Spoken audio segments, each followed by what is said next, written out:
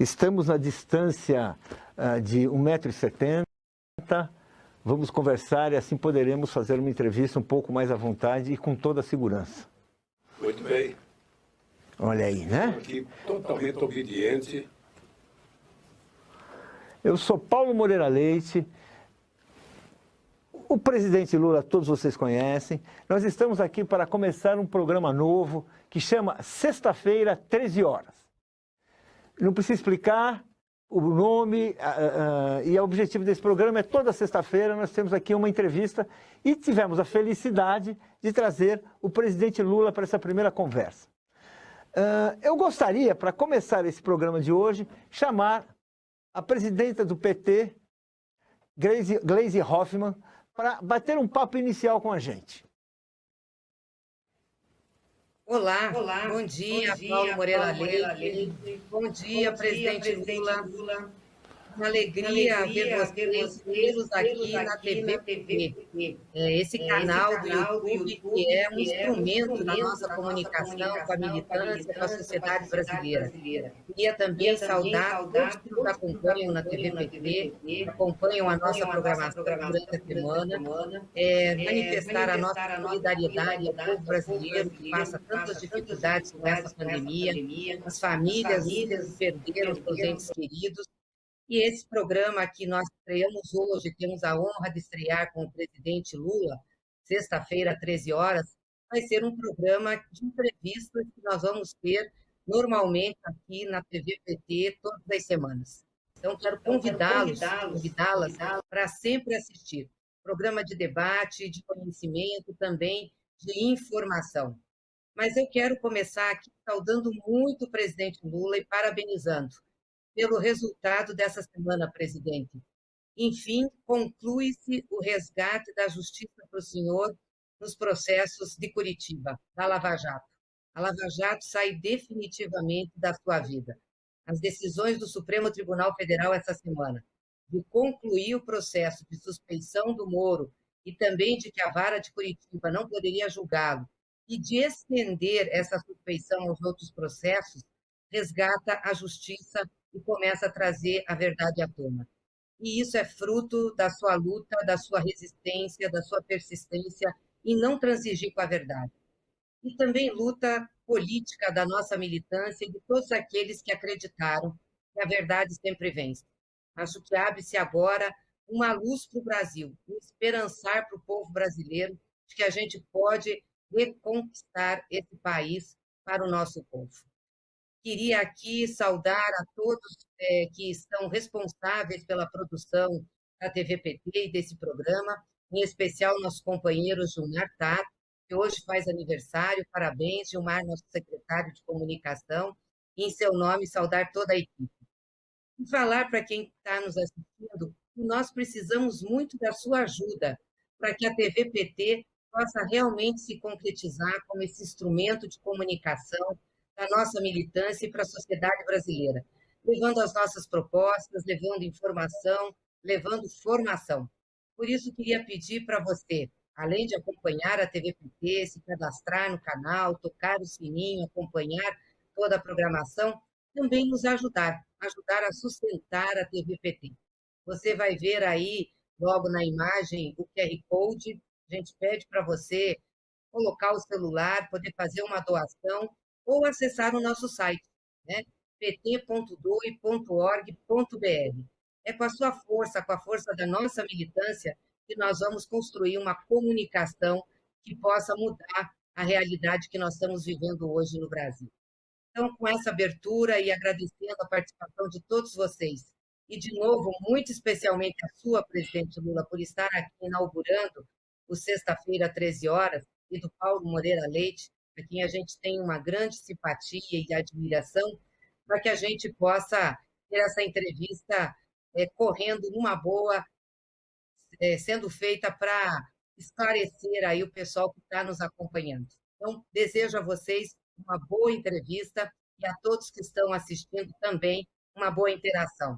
Grande abraço para vocês. Obrigado. Bem, muito bem. Presidente. Era melhor você fazer um programa com a Gleice, porque ela está muito bonita, ela está muito... Obrigada. Muito bem. Estava precisando da palavra do presidente aí. E aqui, ô Gleice, aqui não vai ser uma TV petista, aqui vai ser a verdadeira Rede Povo de televisão. Vai ser a Rede Povo, onde as pessoas que quiserem se informar, as pessoas que passaram dezenas e dezenas de anos xingando, sabe, a Rede Globo, xingando a Record, xingando o SBT, xingando a Bandeirante, agora nós temos a nossa própria TV para a gente poder falar aquilo que a gente acha que é o correto, sem medo da contestação das pessoas que não concordam conosco. Portanto, Paulinho, é um prazer estar aqui, estreando esse programa sob a sua coordenação, grande jornalista Paulo Moreira Leite. E aí eu conto sempre uma história, Socorro. Você que foi da Libilu também, eu conheci o Paulinho Moreira Leite na greve do jornalista de 1979. Não vou dizer aonde, mas eu conheci ele na greve do jornalista.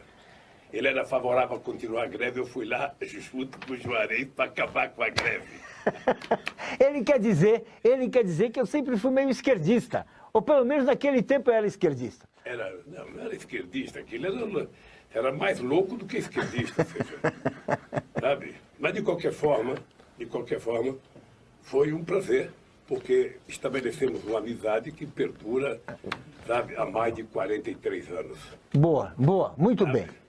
Então, presidente, em nome dessa amizade, eu queria dizer também que estou muito feliz de estar aqui estreando esse programa e ter a honra de entrevistando o senhor, que sempre é uma alegria para mim. Eu queria que a gente falar um pouco da vida de todo dia. Eu queria saber como é que o senhor reagiu hoje de manhã, ou ontem à noite, diante daquela imagem, daquele cidadão que ocupa a presidência da República, segurando uma criança e tirando a máscara de uma criança.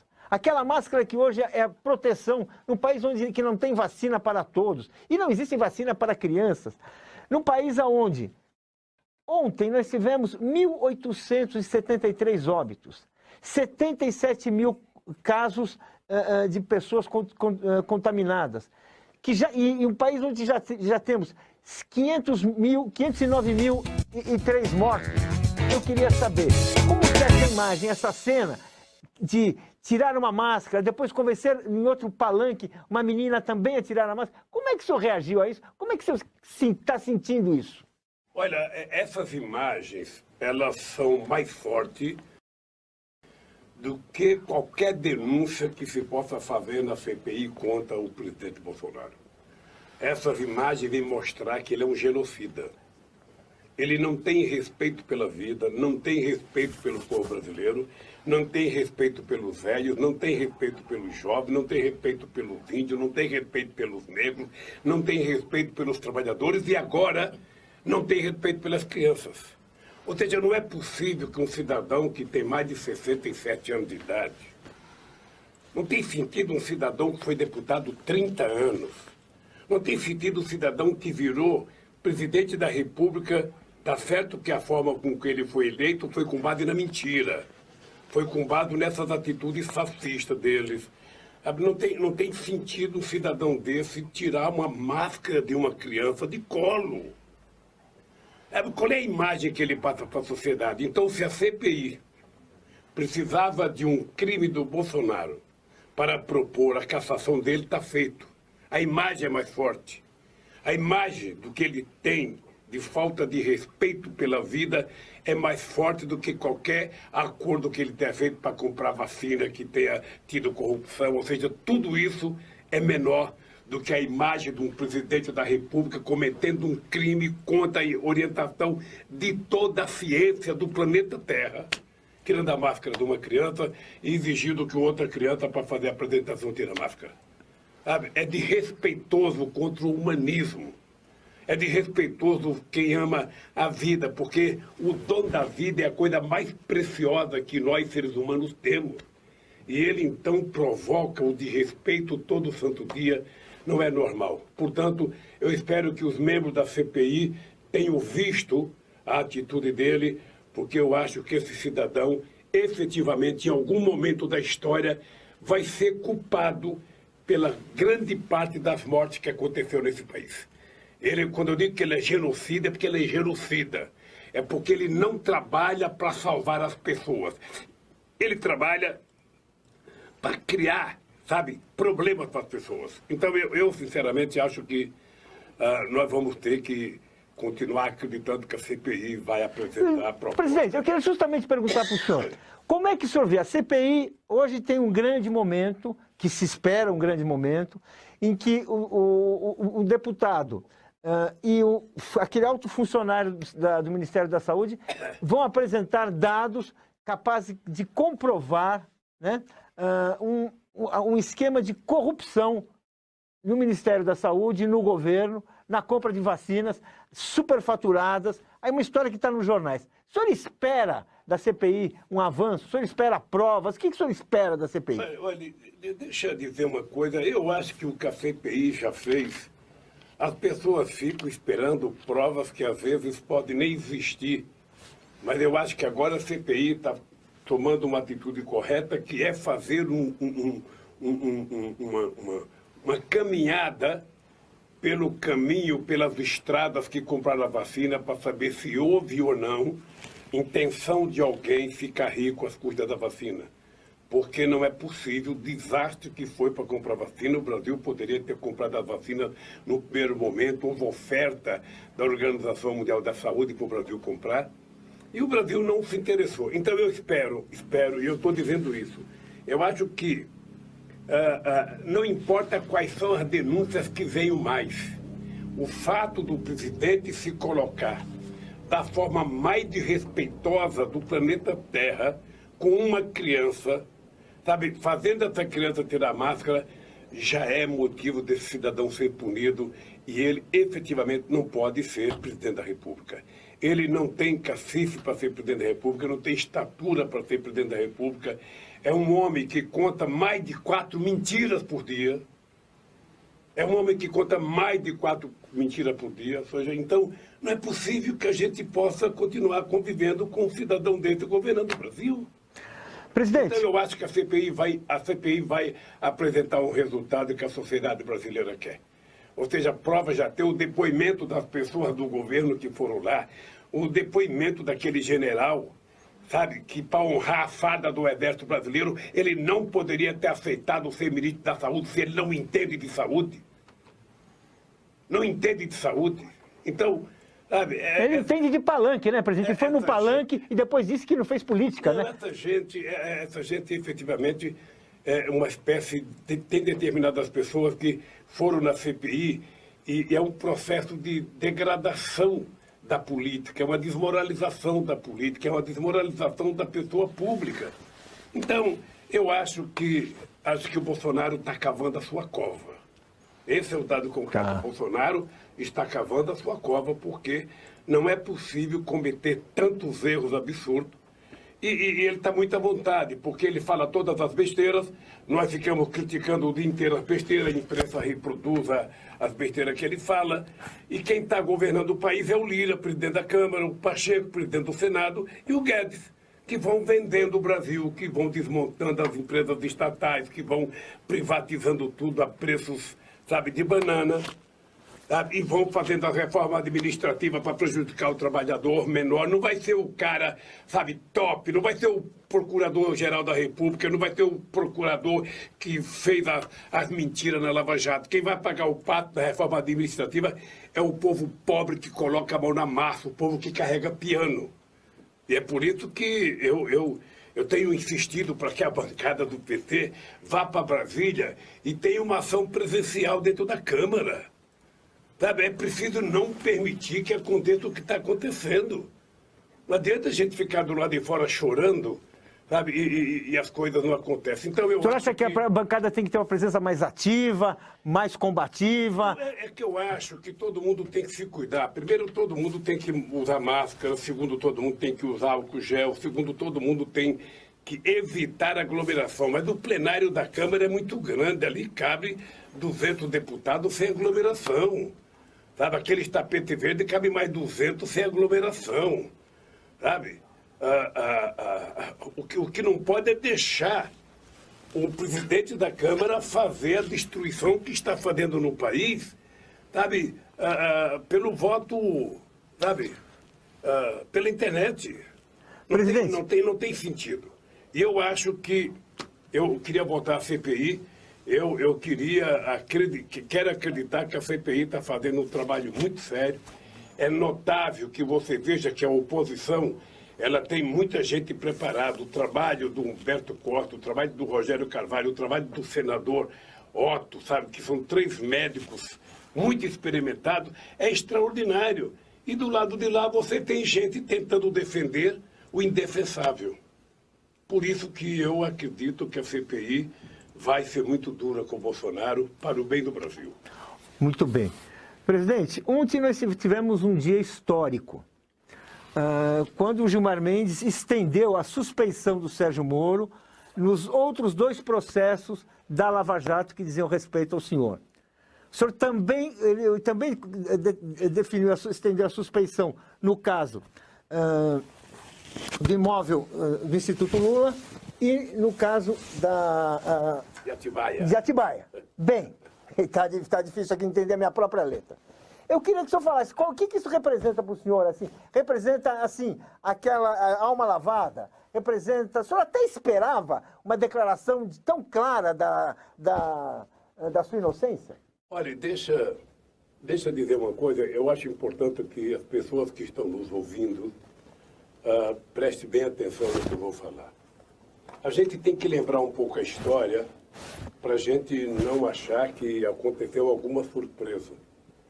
Vocês estão lembrados que quando eu fui prestar o meu primeiro depoimento para o Moro, eu olhei na cara do Moro e falei para o Moro, você está condenado a me condenar porque você permitiu que a mentira fosse longe demais. E a desgraça de quem conta a primeira mentira é que é obrigado a passar o resto da vida mentindo para justificar a primeira mentira. E eu disse isso porque eu tinha consciência de que eu ia vencer essa batalha. Eu tinha consciência que a gente ia vencer, porque eu tinha consciência da minha inocência. Eu achava que o senhor estava completamente enganado. Falei, está iludido. Vai derrotar essa máquina. Mas imagina. Eu tinha totalmente consciência, porque quando você é inocente, quando você sabe o que você fez, sabe, você não pode ter medo.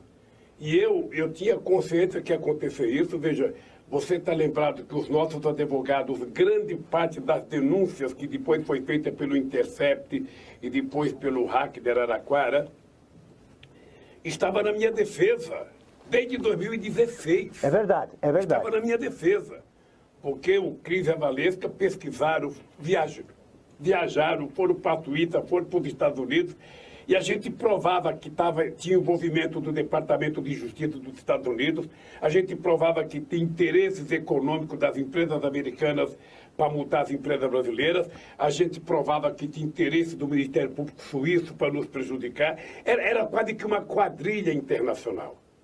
Então, nós entramos com recurso. Você está lembrado que houve um tempo em que as pessoas achavam que eu deveria aceitar uma prisão domiciliar, as pessoas achavam que eu deveria colocar uma tornozeleira. E eu não estava radicalizando quando eu disse, eu não troco a minha dignidade pela minha liberdade.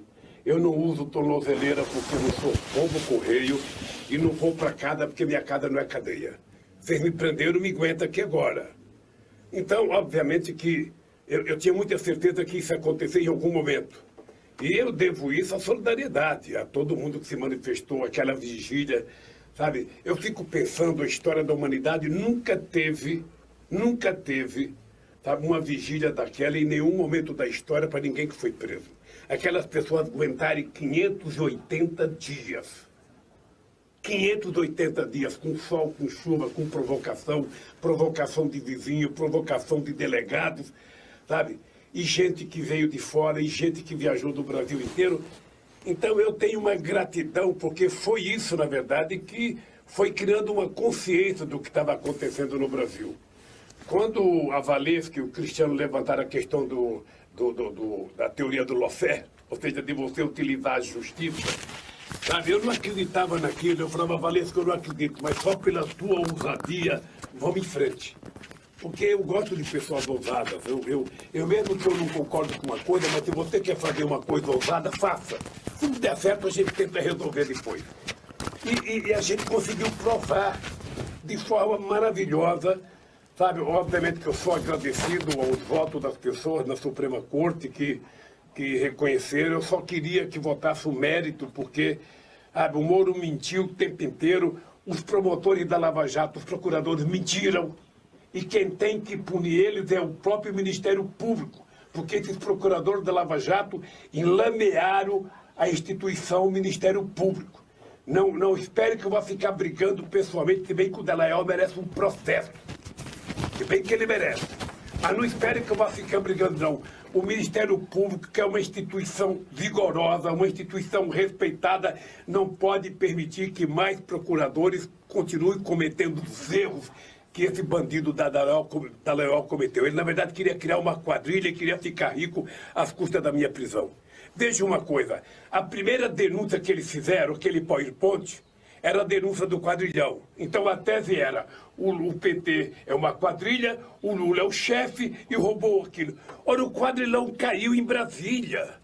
Se o quadrilhão caiu em Brasília, não deveria ter mais processo, porque a tese levantada por ele já tinha caído em Brasília. Mas eles continuaram. Os delegados da Polícia Federal que foram fazer inquérito comigo mentiram no inquérito. Muitas vezes eu vi o delegado falar, eu falava, esse delegado não está procurando prova. Esse delegado, ele quer confirmar a tese deles. Então é o seguinte, querido, eu sou defensor de instituições fortes para garantir um processo democrático. Eu sou favorável ao Ministério Público forte, Polícia Federal forte, Receita Federal forte, estou favorável. Agora, essa gente, para ter a força que precisa ter e para ganhar o salário que precisa ganhar, essa gente tem que ter mais responsabilidade. E a força-tarefa da Lava Jato não teve responsabilidade, foram mentirosos, sabe? Estavam montando uma quadrilha para pegar 2,5 bilhões da Petrobras para criar um fundo para combater a corrupção para eles. Ou seja, então, eu sinceramente fiquei feliz. Eu fiquei feliz quando levei a vitória final de 7-4 e fiquei mais feliz ontem porque nós tínhamos pedido para o ministro Gilmar a extensão. No nosso pedido já estava a extensão. E acho que o Gilmar fez o que tinha que fazer mesmo, sabe? Porque era o mesmo caso, o mesmo... É um absurdo. Quer dizer, o que aconteceu, a história ainda vai julgar. Tá? E eu disse para o Moro, vai acontecer com você o que você acha que está acontecendo comigo. Eu estou agora de cabeça alta. Ele não tem nem coragem de vir para o Brasil mais, está lá em Nova York. Vivendo das custas não sei do quê. Porque se ele não é aposentado, ele está vivendo do quê? Ou tem empresa americana bancando ele? Tudo isso nós vamos ter que descobrir um dia, porque é preciso moralizar o Brasil. E moralizar o Brasil significa que a gente tem que ter instituições fortes, democráticas e um poder judiciário forte e responsável. Então, meu caro, é o seguinte, eu estou aliviado, óbvio que eu tenho coisa para brigar ainda. As ofensas da minha família não foram poucas. As ofensas aos meus filhos não foram poucas. A Marisa morreu por causa disso. Foi isso que precipitou a morte da dona Marisa. Agora é o seguinte, eu também não posso ficar com raiva, quer dizer, porque ficar com raiva você fica azedo, você fica... Então vou fazer uma pergunta que acho que vai deixar o senhor feliz. Os Zelotes. Como é que foi agora que se provou que não havia nada na Operação Zelotes, que era uma tentativa assim, que envolve a indústria automobilística, todo o esforço de equipar a indústria brasileira? Como é que foi isso? Como é que foi isso? Paulo, tem muitos absurdos, veja. É o seguinte, um absurdo foi uma matéria do jornal Estado de São Paulo, que conta mentira e o Ministério Público foram atrás. O apartamento foi a Folha de São Paulo, o Jornal Globo, que falou, e o terreno do Instituto foi não sei o que lá. Ou seja, cada um deles tem uma mentira, porque pela primeira vez, e isso é muito grave na democracia, pela primeira vez que instituiu um pacto entre um juiz, entre os procuradores, entre alguns juízes e a imprensa. Exatamente. Porque a imprensa não é inocente nisso. As pessoas que estão reclamando do Bolsonaro, o Bolsonaro é resultado das mentiras e do ódio contra a política que a imprensa brasileira trabalhou nos últimos 10 anos. Então, quem planta ódio, colhe ódio. Quem planta mentira, colhe mentira. Sabe? E nós queremos construir um país em que seja plantado a verdade para a gente colher melhoria de qualidade de vida do nosso povo. Nós queremos colher emprego, nós queremos colher salário, nós queremos colher educação, nós queremos colher cultura, nós queremos colher, sabe, habitação, nós queremos escolher, sabe, salário. Ou seja, é um outro país. Então, tudo isso que foi montado contra mim, eu prestei 24 depoimentos, acho. Cada depoimento era um sofrimento, porque eu via na cara a mentira das perguntas. Eu via na cara o interesse de criar uma confusão para mim. Ou seja, até que eu cheguei à conclusão que eu tinha que vencê-los. Eu só ia vencer se eu tivesse coragem de enfrentá-los. Eu digo para todo mundo o seguinte, eu tive convite para sair do Brasil.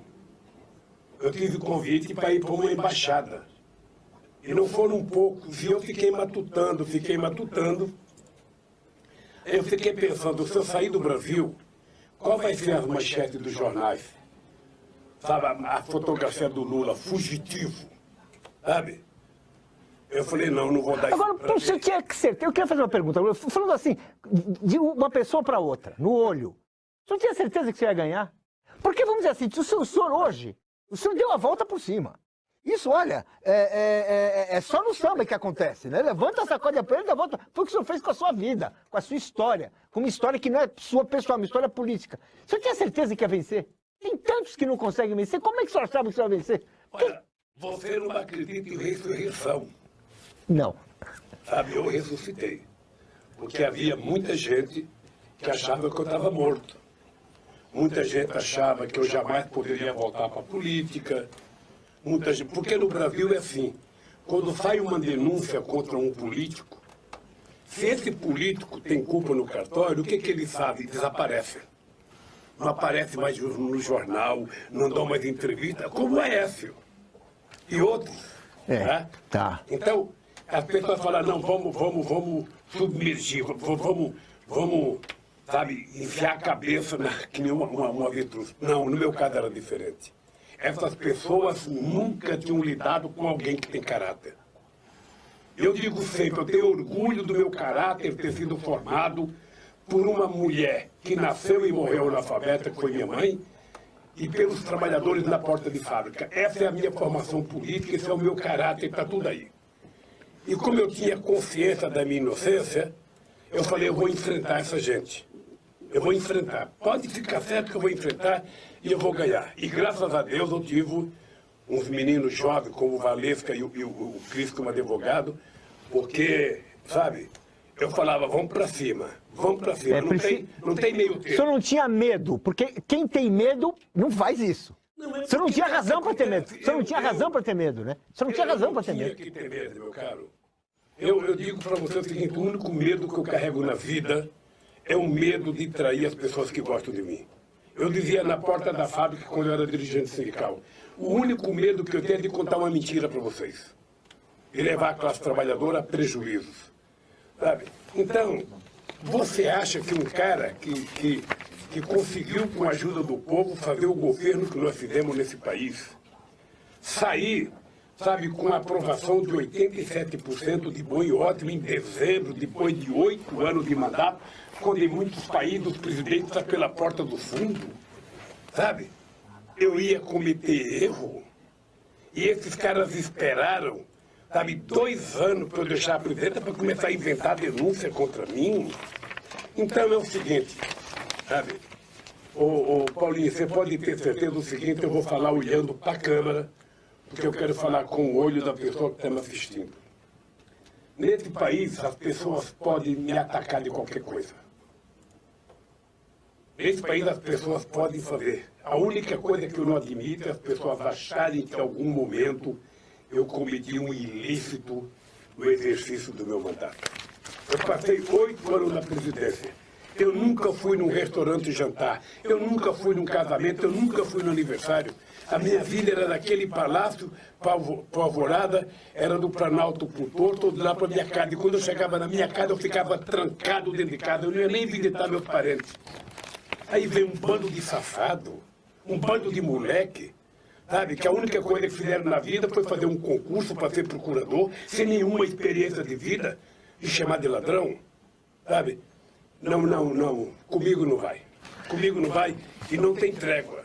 Não tem trégua. Veja, eu acho que eu vou utilizar tudo o que for possível dentro da justiça para tentar moralizar as instituições brasileiras que eu prezo muito.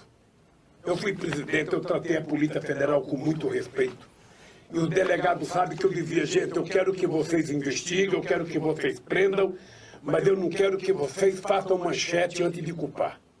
Não tentem condenar pela imprensa, que foi o que fizeram.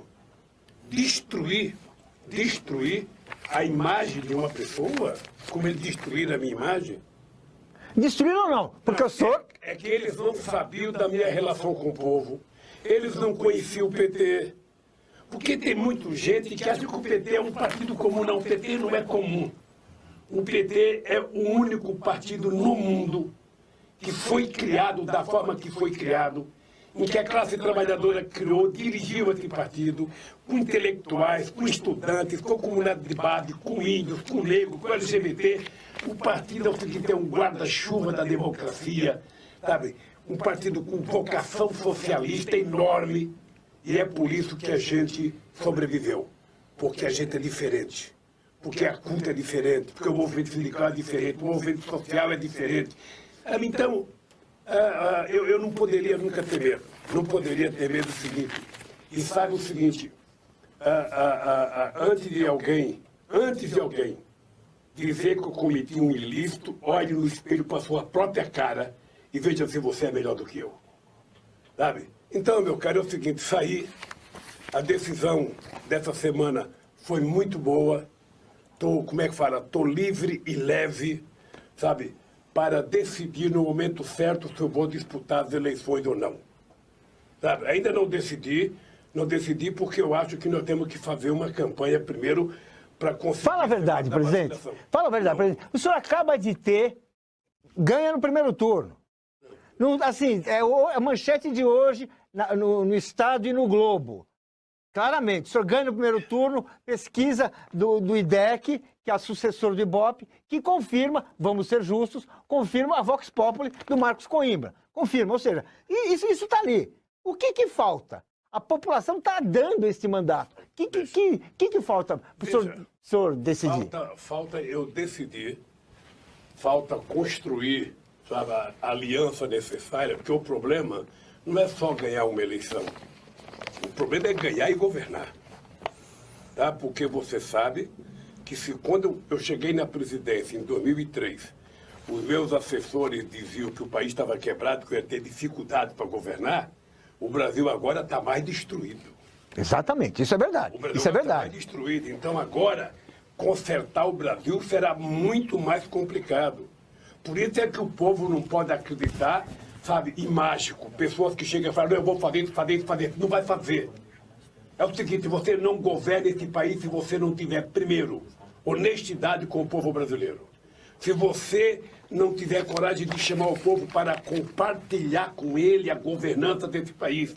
Fazer como eu fiz em 2003 a 2010, eu fiz 74 conferências nacionais para definir as políticas públicas que eu ia colocar em prática. O senhor pensa em conferências nacionais, caso o senhor seja candidato, o senhor pensa em retomar as conferências? Eu penso em fazer muitas delas durante a campanha.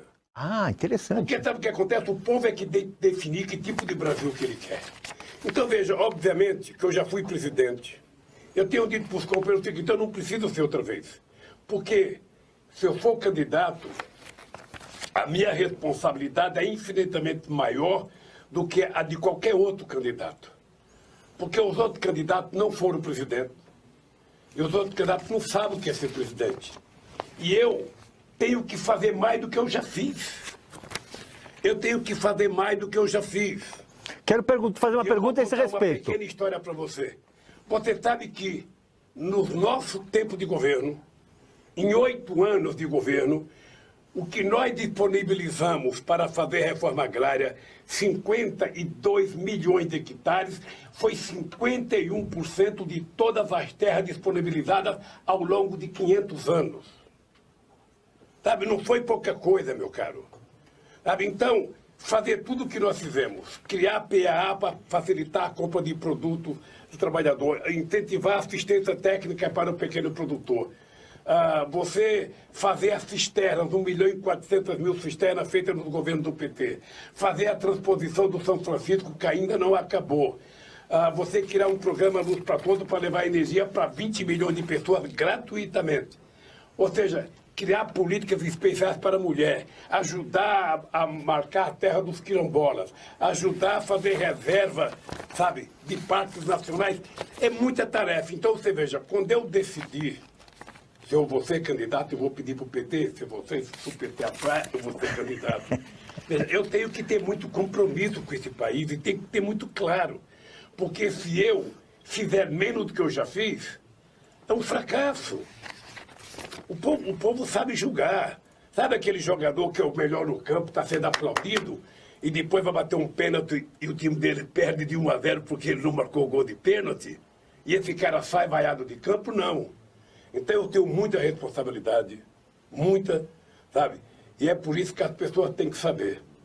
Se eu for candidato e for eleito presidente da República, pode estar certo que eu tenho que fazer mais do que eu fiz. Gerar mais emprego, gerar mais aumento de salário, gerar mais casa popular, gerar mais educação, mais escola técnica, melhor qualidade de ensino, mais universidade, mais doutor, mais mestre, mais pesquisa e mais qualidade de vida para esse povo que tem o direito de ver a sua esperança atendida. Uma pergunta que eu queria fazer para o senhor. Nós temos hoje um Estado em que ele é praticamente a força política, a principal força política desse Estado são os militares. Existem 15 generais que hoje ocupam ministérios no governo Bolsonaro. Só para pensar, um alto comando formado por 17 generais. Então, nós temos uma presença militar muito forte. Os militares, muitas vezes, eles têm uma palavra final sobre muitas coisas. O senhor não acha que está na hora de fazer um debate, fazer uma discussão de que a política deve estar, os militares devem estar fora da política, a política não deve ser feita pelos quartéis, que a primazia do poder civil é muito importante? Eu acho. Veja, eu fui presidente 8 anos, Paulinho, e eu, sinceramente, não tenho queixa da minha relação com os militares. Sabe? Lamentavelmente, me parece que a formação dos militares é uma formação mais à direita, porque eu quero Forças Armadas fortes. Eu quero Forças Armadas bem preparadas e bem armadas. Sabe? Eu quero as Forças Armadas com investimento em tecnologia para que a gente possa produzir grande parte das armas que nós temos que fazer para nos proteger, defender a nossa soberania, defender a nossa fronteira aérea, marítima e marítima, sabe? De possíveis inimigos externos, porque ninguém está livre de inimigo externo. Então eu defendo a Força Armada bem estruturada. Agora é o seguinte, o cidadão tem que escolher. Se ele quer ser militar, ele tem uma função constitucional que ele tem que cumprir. Sabe? Se ele quiser ser político, ele não faz nem a escola militar para a política. Sabe? Não pode misturar as coisas. Não pode, porque senão você destrói e acaba com as carreiras de Estado. Eu não sei se é o Bolsonaro que está utilizando os militares agora, ou se é os militares que estão utilizando o Bolsonaro. Sabe? Então, tem muita gente que não conseguiu ser aprovado pelo alto comando para ser general, o cara então se afasta com um coronel e tem um empreguinho público, sabe? E não é nada de empreguinho barato, de cargo baixo, não. Eu acho ruim para a democracia. Eu acho ruim. Sabe? Eu acho que a gente vai destruindo, sabe? Uma coisa que a sociedade civil se preparou para isso. Sabe? Não tem sentido. Os militares deveriam se preparar para defender a nossa soberania, defender a nossa fronteira, sabe? Defender a Amazônia. É isso que deveria se preparar. Agora que nós temos o pré-sal, defender o pré-sal e não mandar um comandante para ser o subcomandante da frota, sabe, sul-americana, a 4ª Frota Americana, que é uma vergonha, um general brasileiro subordinado, sabe, a um general americano. Se tiver uma guerra, esse general vai ficar com quem? Sabe, então, sinceramente, como tem um presidente que não tem comando, é um canastrão, sabe? É um mentiroso, sabe? Conta mentira com prazer. Isso é que é engraçado. Sabe? É que uma pessoa honesta, às vezes, se tiver que contar a mentira, faz um esforço tremendo para contar mentira, fica vermelho, sabe? Ele não. Ele convoca a imprensa para mentir. É prazeroso para ele. Convoca a imprensa para mentir, é bom. E fala o que ele quer, e faz os fake news dele, e fala mal de todo mundo. A única coisa que ele não faz é governar o país. Então, eu penso que, assim, olha, é muito sério quem vier governar o Brasil de 2022 para frente. Porque é um processo de reconstrução desse país, reconstruir as instituições. É possível que a gente tenha que ter um grande debate sobre a reforma de Estado, que Estado nós queremos, parar com essa palhaçada que uma parte da elite econômica quer. O Estado tem que ser fraco, o Estado tem que ser fraco. Não existe possibilidade de o Estado ser fraco e ser justo ao mesmo tempo. Todos os estados em que o povo tem boa qualidade de vida são estados fortes. Estado que tem arrecadação, estado que tem dinheiro, sabe? Agora, aqui no Brasil, não. Aqui no Brasil, as pessoas querem desmontar. O Estado não tem nenhuma influência nas decisões econômicas. O Estado não é o indutor do desenvolvimento econômico, quando o Estado tem que ser. Aliás, eu vejo, quando a gente discute o papel do Estado, Paulo, uma coisa que é importante lembrar, é que quando a gente fica discutindo segurança pública, você não vai resolver o problema da segurança pública com o policial se você não resolver primeiro o papel do Estado. A melhor segurança que a gente pode dar numa comunidade é aquela comunidade ter luz, ter água, ter asfalto, ter educação, ter cultura, ter trabalho, ter saúde. Ou seja, o papel do Estado está dentro da comunidade, oferecendo tudo que as pessoas têm direito, e aí entra a polícia. Sabe? Uma polícia para manter a harmonia, para manter a paz, para fazer as pessoas cumprirem as boas normas democráticas que a gente haverá de instituir. Porque, sabe, nos anos 80, as pessoas mais novas não sabem disso, mas nos anos 80, o discurso do Maluf de segurança aqui em São Paulo era o mesmo deles agora. Bandido bom é bandido morto. Eu lembro do Maluf, ele colocava uma jamanta para andar com uma grade como se fosse uma jaula e um monte de artistas lá dentro dançando para mostrar que bandido bom era bandido preso. Eu acho que a gente tem que prender todo mundo que errou, tem que prender todo mundo que roubou, tem que prender todo mundo que matou. Agora, se a gente não discutir concomitantemente o que levou a acontecer isso, sabe? O que levou a acontecer isso, você não evita que outras pessoas façam os mesmos erros. Então, meu caro, é o seguinte, pode ficar certo, companheiros, e você, Paulinho, que vai estar bem vivo para fazer as suas críticas, sabe? É o seguinte, olha, quando eu decidi, e se eu ganhar as eleições, esse país pode estar certo, que nós vamos trabalhar com um bando de maluco para fazer esse país recuperar tudo aquilo que o Collor desmontou e recuperar o nosso prestígio internacional. Sabe? Eu falei Collor, é Bolsonaro. É Bolsonaro. Ou seja, nós vamos fazer uma coisa fantástica, é recuperar o prestígio internacional. Presidente, os Estados Unidos da América do Norte têm que aprender uma lição que nós já demos quando eu era presidente. Eu sei o papel dos Estados Unidos no mundo, eu sei o papel da China, eu sei o papel da Rússia, sei o papel da Bolívia, o papel do Uruguai. O Brasil trata todo mundo em igualdade de condições. O Brasil não quer falar grosso com o Uruguai e falar fino com os Estados Unidos. Nós queremos falar com todo mundo da forma mais civilizada. Mas é preciso parar com essa mania dos americanos tentarem impedir que a América Latina se desenvolva. Presidente, então vamos falar uma coisa. Como é que o senhor vê o governo Biden? Como é que o senhor analisa a atuação dele?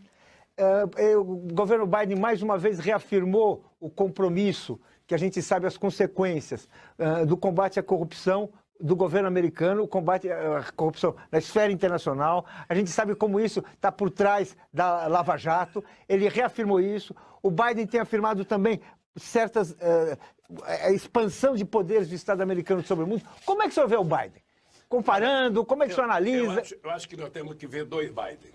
Tá. Primeiro, é o presidente que foi eleito preocupado com o que o Trump fez nos Estados Unidos, e resolveu fazer um discurso interno para recuperar o prestígio do Partido Democrata na sociedade americana.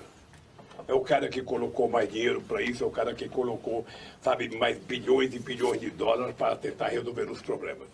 Tá? Esse é o Biden que cuidou da economia interna, tá? Que eu acho que foi uma evolução. Eu até vi um artigo do Aloysio Mercadante e do Marcelo Zero muito interessante. O Biden foi o melhor discurso para tratar do problema interno da economia americana depois do Roosevelt, do New Deal. Tá? Agora, para fora, os americanos são difíceis de lidar. Para fora, quando eu vejo o Biden falar, não, porque os americanos querem ser o farol do mundo, queremos ser a luz do mundo, queremos... Os Estados Unidos precisam parar de ter ingerência nos outros países, cuidar dos Estados Unidos e permitir que os outros também tratem dos seus problemas. Essa história deles criar lei para punir empresas brasileiras que têm qualquer coisa nos Estados Unidos, para fazer o que eles fizeram com a Petrobras, para fazer o que fizeram com as indústrias de engenharia no Brasil, para fazer com a indústria de óleo e gás, ou seja, destruir em nome de quem? Deles? Com que direito ele acha que ele pode ficar punindo empresa brasileira, ficar, sabe, tomando dinheiro de empresa brasileira? Com que direito ele tem que impedir que a China se desenvolva, que a Rússia se desenvolva, que o Brasil se desenvolva? Porque esse foi um dos problemas que eu sofri aqui. O Brasil tinha virado protagonista internacional. O Brasil tinha criado, nós abolimos, mandamos embora a ALCA, fizemos fortalecer o Mercosul, nós criamos a Unasul, e era a coisa mais importante feita em 500 anos de América Latina. Nós criamos a CELAC, sem a participação do Canadá e dos Estados Unidos. Era a única instituição multilateral que Cuba participava, sabe? Nós fizemos os BRICS. Os BRICS, né? Nós criamos o IPSA, que era uma aliança entre Brasil, Índia e África do Sul. Nós fizemos reuniões entre a América do Sul e os países africanos, reunião entre a América do Sul e os países árabes, ou seja, tudo que parecia impossível.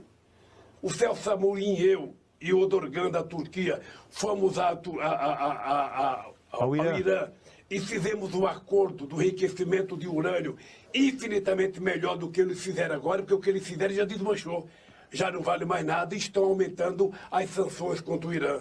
E nós fomos lá, em 2 dias fizemos o acordo. Sabe? Eu fui a Israel, fiz um discurso no parlamento de Israel defendendo o Estado palestino. E fui a Palestina dizer que era importante que tivesse os 2 estados.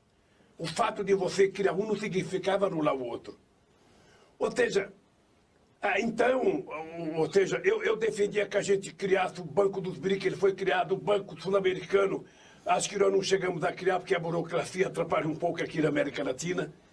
Mas, pode saber que eu vou votar e eu vou defender que a gente tenha uma outra moeda que não seja o dólar para comercializar. Os BRICS podem ter uma moeda de troca de mercadoria. Qual a grande vantagem de uma moeda? É bom o senhor explicar. Eu sei que existe uma vantagem, tecnicamente é muito bom, mas é importante o senhor explicar a vantagem de ter uma moeda. Não, a vantagem é que você não precisa comprar. Se você não produz, se você não fabrica dólar e você quer fazer uma transação comercial, você tem que comprar dólar. Se você não tem, você não compra. É o caso da Venezuela. O dinheiro da Venezuela não vale nada. Ele, para exportar qualquer transação comercial, tem que ser, sabe, o dólar. Ele tem que comprar dólar. Como ele está bloqueado, ele tem pouco dólar. Eles tentaram resgatar 30 mil quilos de ouro que eles tinham em Londres, proibiram ele resgatar o ouro dele. Então eu fico sabendo, por que o Brasil, para fazer transação comercial com a China, nós temos que trabalhar o dólar? Por que não faz a transação nas nossas moedas? Sabe? Então, tem coisa... Quem pôs o dólar não foi a ONU. Não foi quem foi os Estados Unidos, que um belo dia impuseram o dólar e tiraram o ouro. Então, eu acho que é preciso levar muito a sério a necessidade de criar uma nova governança mundial. Ou seja, nós não podemos ter uma governança que teve em 48 a força para criar o Estado de Israel e não tem hoje força para criar o Estado palestino. Sabe? Por quê? Porque o Conselho de Segurança da ONU representa a geografia de 48, mas não representa a geografia da agora. Ou seja, por que o continente africano não tem representante no Conselho de Segurança Nacional? Tem vários países com mais de 80 milhões de habitantes. Por que a América Latina não tem 1 ou 2 participantes, sabe, no Conselho de Segurança? Presidente. Por que a Índia não está? Por que a Alemanha não está? Por que o Japão não está? Por que aqui, né? Por que aqui o Brasil? Não, o Brasil, Pela veja, dimensão. eu nem quero falar do Brasil, porque parece... quando a gente fala da América Latina, a gente pressupõe que o Brasil esteja, mas obviamente que eu acho que pode estar o Brasil e pode estar outro país, o México, a Argentina, sei lá. Tá. O dado concreto é que nós precisamos rediscutir a governança mundial. Numa crise como essa, do coronavírus,